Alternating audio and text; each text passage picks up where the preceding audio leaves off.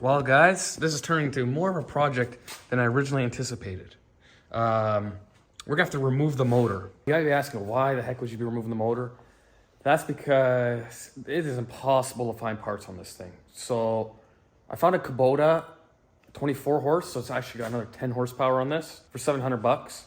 So the Kubota, I know there's gonna be lots of parts for it. And rather than fixing this one all up, I'm just gonna get Kubota. I think it's worth it. I can always find parts and it's a good price too. Anyhow, 1 bolt, 2 bolts, 3 bolts. Very simple to take out of here. So let's get those out of here. And then I think there's like the 2 wires for the starter. All right. I'm kind of curious to see how quickly I can do this. First step, I think, good to take this out of here. The engine weighs 160 pounds, I think. So a little on the heavy side, but I should be able to pick it up no problem.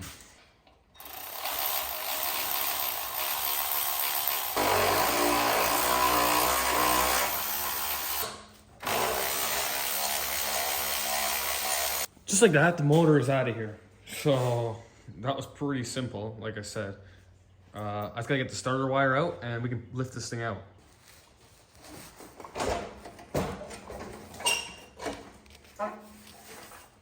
I missed something, I ground.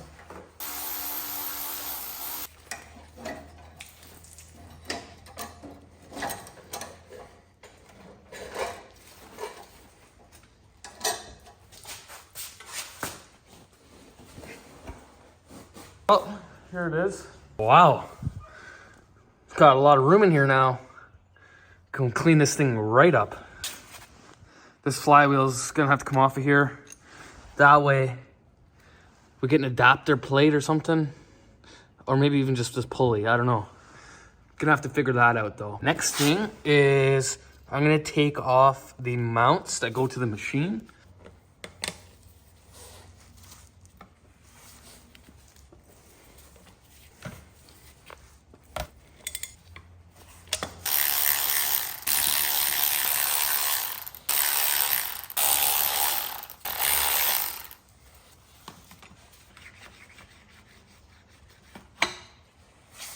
It's looking like I can't really get to the bolts straight and I don't want to strip them. So I'm just gonna take off these 4 bolts first.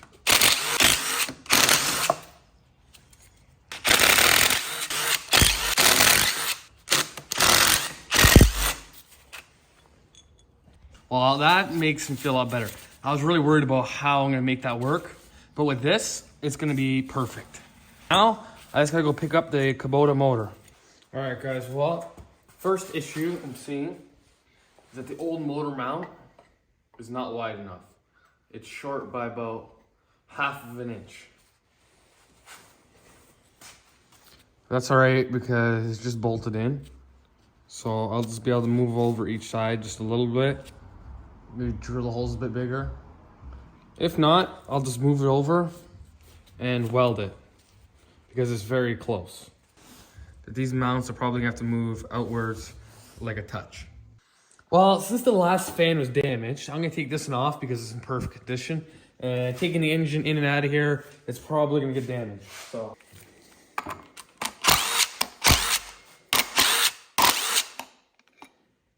Okay guys, I didn't record it because it takes a couple hands to move it because I don't have the engine lift at my house right now. I'm using the hoist.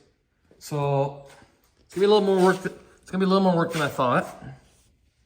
If you look here, on the Perkins, on the Perkins, the drop for the oil pan is on this side.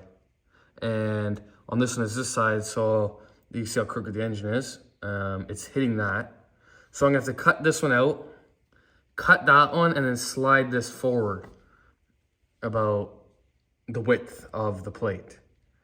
Once I do that, the engine will be able to sit level. But before any of that happens, I need to mount the belt pulley onto the flywheel. Now, that would be an easy task if there were already holes in the flywheel. But this flywheel usually was used in a different tractor with a clutch on it, as you can see here, the friction plate sort of thing. But it's all part of the flywheel.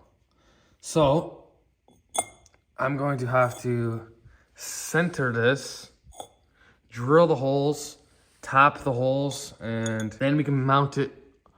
Then we can mount it to the engine and see how far it has to be forward for the belt for the drive pumps. Okay guys, so it's going not too bad here. So far I got all the holes drilled. I got 2 of them tapped so far. I'm working on this one right now. As you can see, the threads are starting to go in there. 3 more to go. What I did was I put this plate on here like this, and then this went through the shaft. I centered it, spun it around,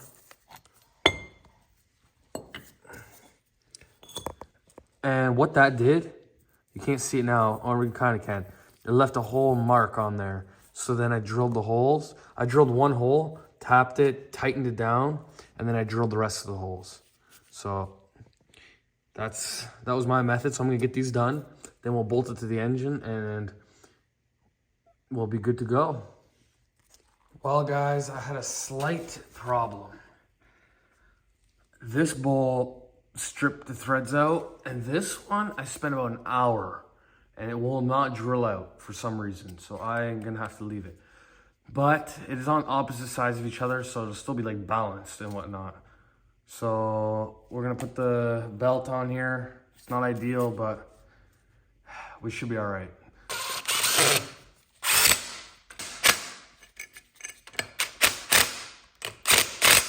I had to take everything back off because I forgot that it has to go first. There we go.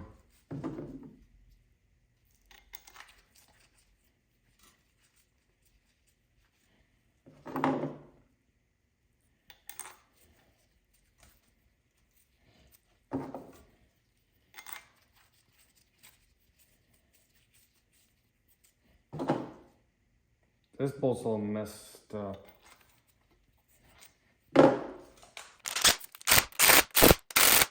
Sorry for the bad angle, but it's kind of really tight in here. The machine's right against my back, so I can't put the camera behind me.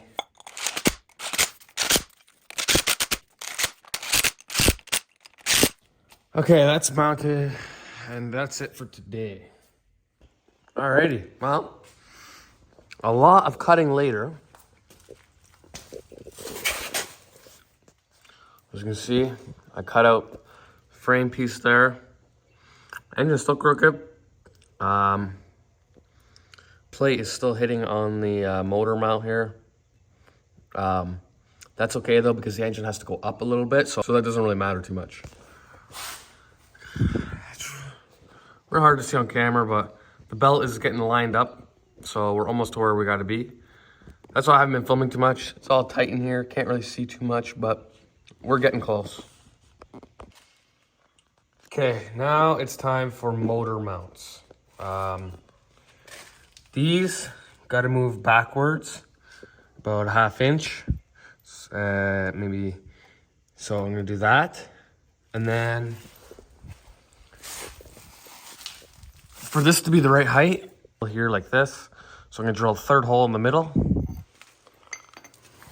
and then we're gonna oval out this hole so the bracket's adjustable for this mount here. But the engine position is where it's got to be. So as you can see, this is where the motor mount has to be. So I'm gonna put a frame rail sort of thing from here to here, and then this mount, that way it can go wherever here. And then I'm gonna do the same for the other side.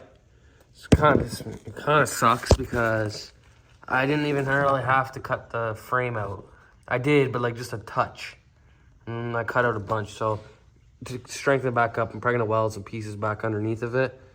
Actually, I have the old piece, so I can just almost weld back in. The main thing in positioning the engine is making sure that when the belt's disengaged, that it's not tight, like not too tight, and that it tightens up correctly. Only thing that might be a little bit of a problem is the fan is going to be real tight in here with the rad. So we're going to have to figure that out. It's going to fit, but it's going to be tight. I got the engine sitting up on the front here. We're going to need mounts, but first, like I said, we're going to put the frame rail on the side. All right, guys, well, I was gonna screw them, but I can't because it would have been right on the joint and I didn't want to drill through the welds. So I just weld them on there. These two front ones are gonna be bolted in though. All right, guys, well, here is the power steering pump, which left this hole with a bearing. Now, I don't know if this bearing should be oiled, but I'm just gonna make a little cover plate and then bolt it back in these holes here. Just that way all the dirt doesn't get in there. All right, got the RTV on there. Here's my plate. Thick piece of steel, but that's all I had. So it just gets the 2 bolts for the injection pump, how it was bolted in before. So I'm gonna put that in, then we'll get this engine back in here again. Then I gotta fab up the pump and then it's ready to be running. All right, guys, this is what I fabricated. It's gonna sit like this. Since the other lines were in the front on the other pump, I put 290s on it. Hopefully that works. I'm gonna put it in there. No sense in recording because you're not gonna see anything anyway.